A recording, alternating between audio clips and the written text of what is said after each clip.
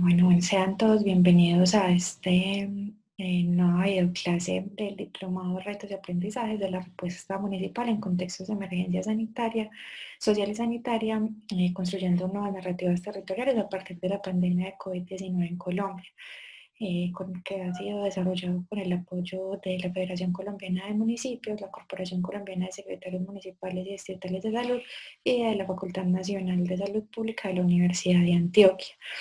Este video clase trabajaremos el tema de manejo, traslado y disposición final de cadáveres, el cual hace parte del módulo 3 de Organización de Servicios de Salud desde un enfoque de atención primaria en salud. En esta ocasión los estaré acompañando yo. Mi nombre es Ani Jaramillo, yo soy química farmacéutica, trabajo en el área asistencial y soy estudiante de maestría en salud pública de la Universidad de Antioquia. Como para iniciar, el objetivo de esta videoclase es brindar los lineamientos básicos a los autores involucrados en el manejo de la disposición final de cadáveres. Cabe resaltar que si bien por temas de tiempo no vamos a poder abordar en profundidad todos los tópicos que se tocan en estos lineamientos, pueden ampliar la información necesaria de acuerdo a sus roles o a sus actividades en el link que les dejo acá en la presentación, que los llevará directamente a los lineamientos. En las recomendaciones o el alcance que tienen estos lineamientos son para los diferentes actores que están involucrados en el manejo, el traslado y la disposición final de los cadáveres, que son los que listo en esta presentación. Los que se encuentran en azul, un tono diferente, es porque fueron incluidos en comparación a la versión 4 de estos lineamientos, los cuales cambiaron en el mes de junio. Entonces, como vemos, ya se incluyen todas las autoridades indígenas para los territorios grupos étnicos. Entonces, están segregados por cada uno, como las actividades y las responsabilidades que debe hacer cada uno de los actores involucrados. Por ejemplo, en el caso de los prestadores de servicios de salud, serán entonces los encargados de conformar un equipo básico de salud o una misión médica para asistir a los hogares donde haya ocurrido un deceso de un paciente que sea sospechoso o confirmado de COVID-19.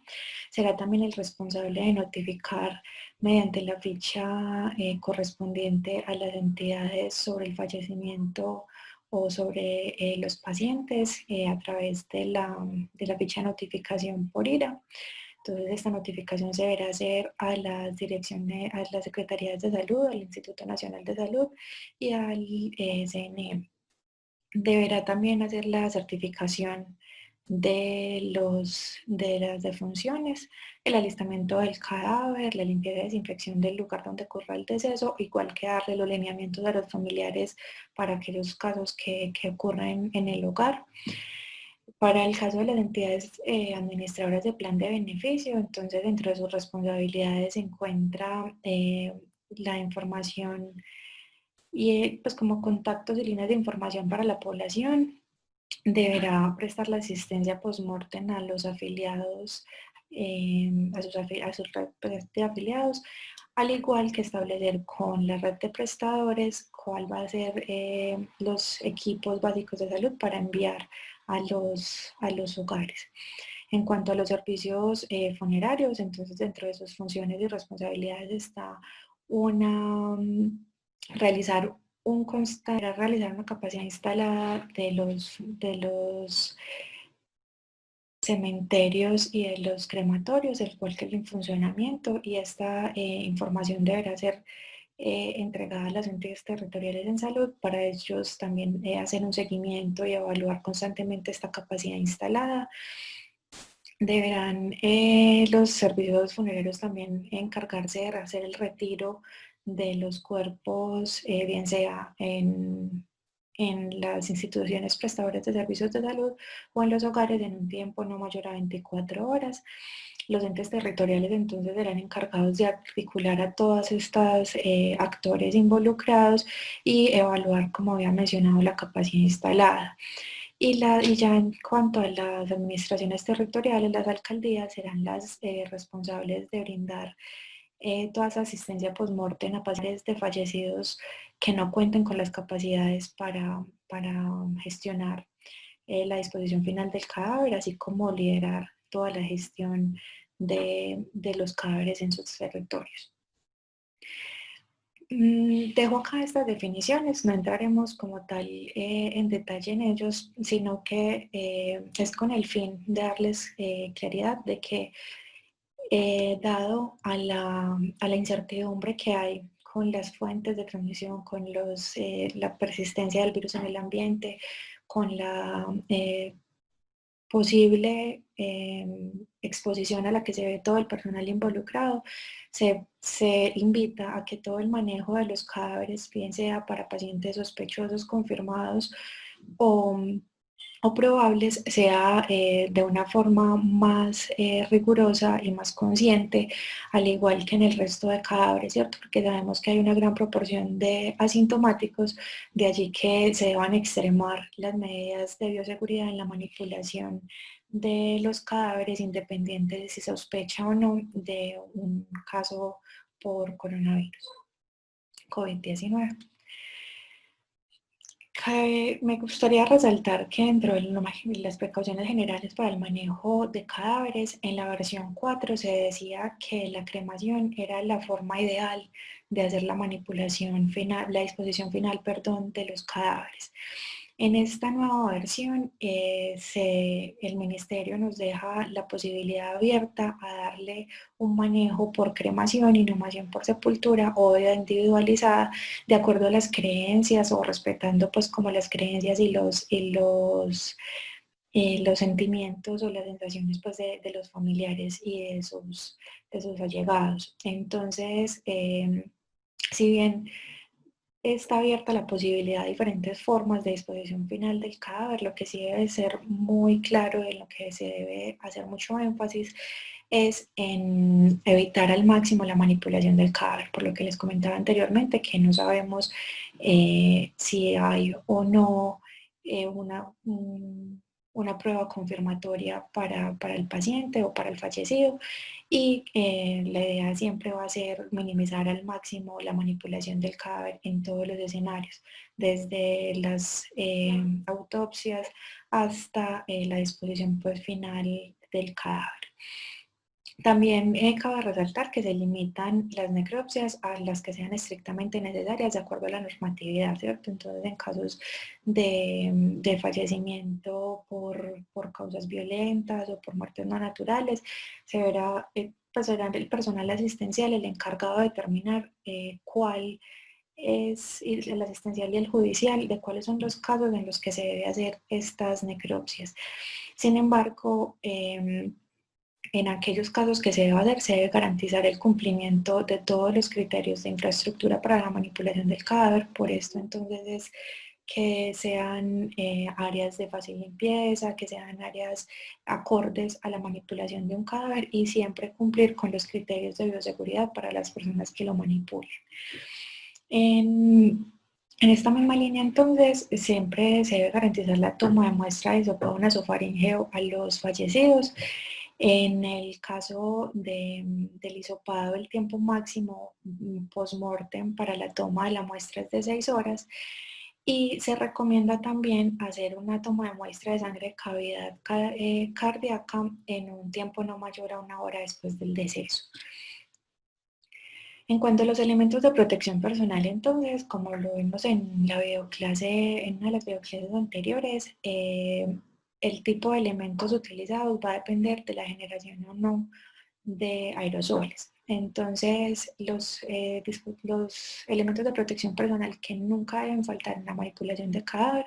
entonces una máscara de alta eficiencia, en estas son las FFP2 o las N95, en ningún caso se debe manipular un cadáver, solamente con una mascarilla quirúrgica o con una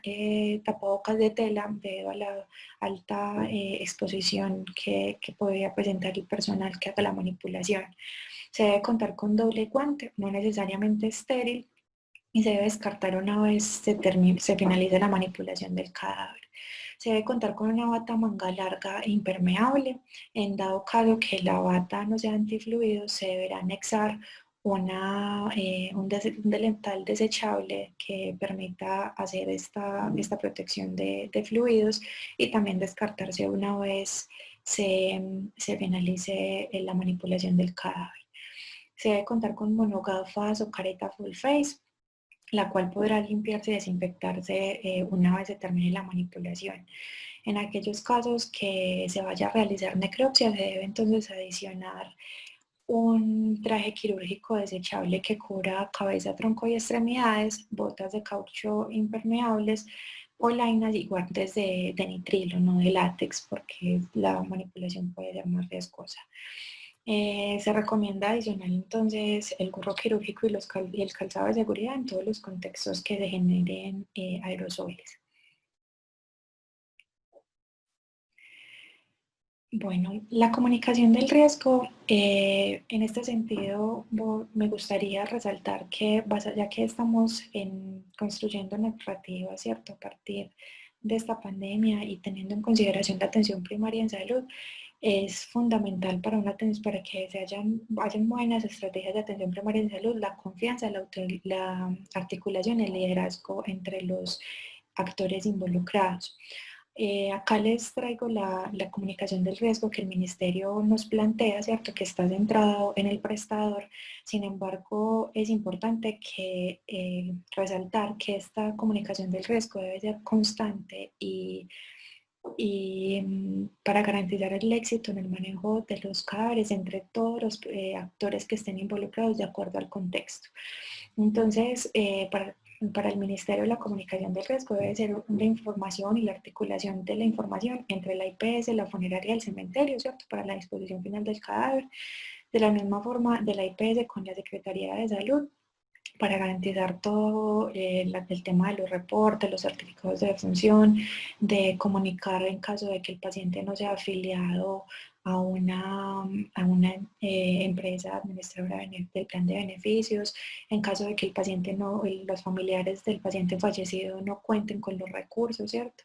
Igual forma, debe haber una comunicación entre la IPS y los familiares de una información veraz y continua sobre cuál va a ser el tratamiento que se le va a dar al cadáver, de cuál se sugiere que sea la forma de disposición final, entre otros. Entonces, toda esta comunicación es la que va a permitir que al tener confianza entre los diferentes actores, una articulación y una dinámica de la comunicación entre ellos, se permita hacer una gestión adecuada y segura de los cadáveres, evitando así que se presenten malentendidos o inconvenientes en la manipulación que nos lleven a generar mayor desconfianza, a generar malas prácticas durante la manipulación, como es el caso que traigo acá de unas noticias que podemos ver muchos en todos nuestros medios de comunicación, donde sin duda hubo una falla en la comunicación entre los actores involucrados y esto lo único que hace generar es más desconfianza y más riesgo en este tema que de por sí es complicado. Acá en este link les dejo un video sobre la manipulación de cadáveres, la forma que se debe hacer, que si bien no hay que ser muy detallados con los familiares y con los allegados del paciente, es bueno contarles cuál es la forma de la disposición final del cadáver para con esto evitar que se sientan vulnerados o que se sientan que se está irrespetando el cadáver de su allegado, ¿cierto? Porque es una forma de manipulación que genera un choque entre las personas al ver que su familiar está siendo alistado para su disposición final con todos los insumos que lleva conectados si está en un ambiente asistencial, si que está siendo envuelto en la misma sábana en la que estaba pues siendo atendido y todo esto son los lineamientos que nos da el ministerio, ¿cierto? Entonces al darle claridad a la familia pues vamos a evitar que ellos se sientan que están vulnerando y respetando sus familiares. Como les había mencionado anteriormente, entonces en estos lineamientos del Ministerio se encuentran todas las responsabilidades de la fase de atención post-mortem en los diferentes actores involucrados. Acá lo que resalto es que bien sea que haya fallecido el paciente en su hogar, en un servicio hospitalario o en una unidad de cuidados intensivos, o también en vía pública, ¿cierto? En la manipulación del cadáver se debe hacer en un tiempo no mayor a 24 horas, desde el momento del deceso hasta que sea llevado al lugar donde va a ser su disposición final, siempre respetando los principios de precaución y dignidad humana en la manipulación del cadáver y respetando también las creencias y las cosmogonías de las comunidades y en consulta con sus autoridades eh, territoriales. En cuanto a las responsabilidades en las fases de atención post-mortem, acá entonces cabe resaltar que en los lineamientos se presentan dos fases. La primera fase es desde el momento de la muerte hasta la entrega a los familiares. En esta primera fase, la responsabilidad es cuando sea una muerte natural del prestador o del asegurador y de la Policía Judicial y Medicina Legal cuando sea una muerte no natural, ¿cierto? Sea una muerte en vía pública o demás. Y las entidades administradoras del plan de beneficio y las direcciones territoriales de salud deberán proveer la asistencia necesaria para que se lleve a cabo con éxito esta primera fase. La segunda fase, que es desde que se le entregan los familiares el cadáver hasta la disposición final del mismo, será responsabilidad entonces de las familiares si cuentan con los recursos para la disposición final del cadáver o de las autoridades locales, entonces las alcaldías, cuando el fallecido no tenga doliente o sea un pobre de solemnidad, es decir, una persona que no cuenta con los recursos para cubrir esta parte de la disposición final. Las entidades territoriales y demás autoridades administrativas locales también deberán proveer esta atención post-mortem en aquellos fallecidos que no se encuentran afiliados a ninguna entidad administradora de plan de beneficios. En la resolución también entonces se nos muestran dos estados o dos situaciones en las que podemos hacer una ampliación de la capacidad instalada para la disposición o la gestión de los cadáveres, ¿cierto? El primer eh, estado, la primer episodio que nos muestran es un depósito temporal, o sea, una morgue de emergencia, para lo cual se prefiere que sea en los cementerios disponibles en el territorio. En este depósito temporal debe contar con infraestructura adecuada, debe ser de fácil de acceso, debe tener servicios sanitarios, área de identificación de cadáveres para aquellos que ocurran en vía pública o que no se tengan identificados y un área administrativa para darle información a los familiares y allegados sobre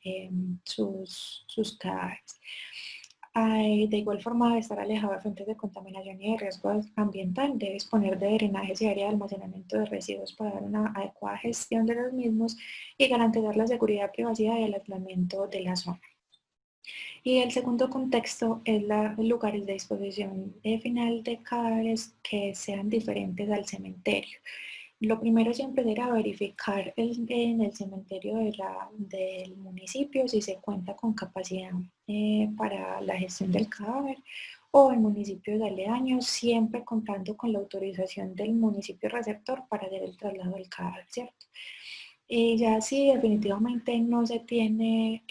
un lugar para la disposición final del cadáver en los cementerios cercanos o del municipio mismo, se deberá entonces establecer un lugar de acuerdo al plan de ordenamiento territorial, una área que no sea inundable y que se encuentre alejada. Se deberá realizar un cerco del perímetro con vigilancia, verificar que de un nivel freático de mayor a 2 metros.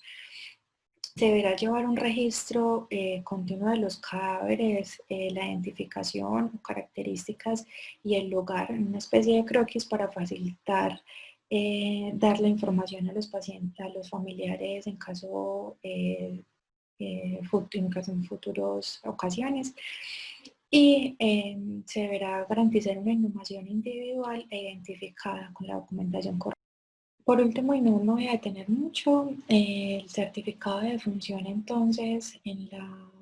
los lineamientos nos muestran la forma correcta de realizar el certificado de defunción, pero traigo acá pues como un ejemplo. Se tiene que los certificados siempre están compuestos por dos partes. La primera parte son las causas de la muerte, ¿cierto? Las causas que explican la muerte del paciente, y la segunda parte es el estado patológico, que se entienden como las comorbilidades que tenía el paciente y que pudieron sumar como causa de muerte. Entonces, en la primera parte se disponen de 5 ítems. Los primeros 4 ítems son de causas directas y antecedentes, y el último ítem es la causa o antecedente originario. Entonces, si un paciente fallece por COVID-19, en el quinto ítem estará relacionado este diagnóstico. Y en la parte de los patológicos, entonces son todas las que contribuyen a la muerte, pero que no se le puede, que no están relacionados directamente con la muerte, con la causa que llevó a la muerte del paciente. Entonces, en este orden de ideas, si la muerte se le atribuye al virus COVID-19, el paciente se verá pues como clasificado de muerte por COVID. Y en aquellos casos donde hayan otras enfermedades que expliquen mejor las causas del deceso,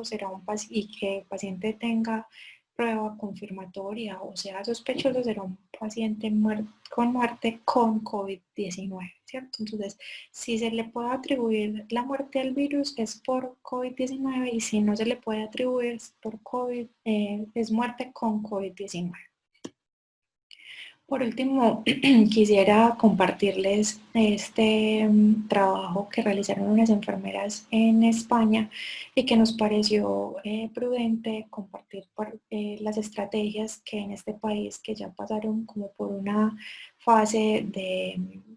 un desbordamiento del número de cadáveres y el apoyo a los familiares, para aprender de estrategias o experiencias en otros lugares, ¿cierto?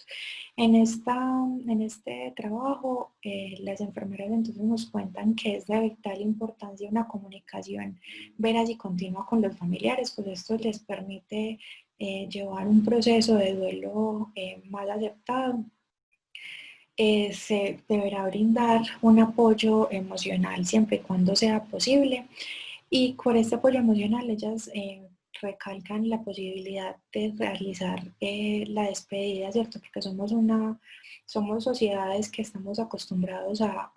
que tenemos costumbres para el momento final de la vida, y para las despedidas y el duelo es importante. Entonces, si bien el paciente no podrá tener contacto con sus familiares cuando sea un paciente confirmado con COVID-19, pues brindar desde la virtualidad estrategias para la despedida con sus familiares. De igual forma, ellos invitan a que si los familiares tienen algún elemento que quisieran que sea incluido en el alistamiento del paciente, pues eso sería un duelo simbólico, ¿cierto? Un insumo que les permitiría a ellos hacer un tipo de ritual simbólico que les facilita la solución del duelo, y no que vuelvan un duelo eh,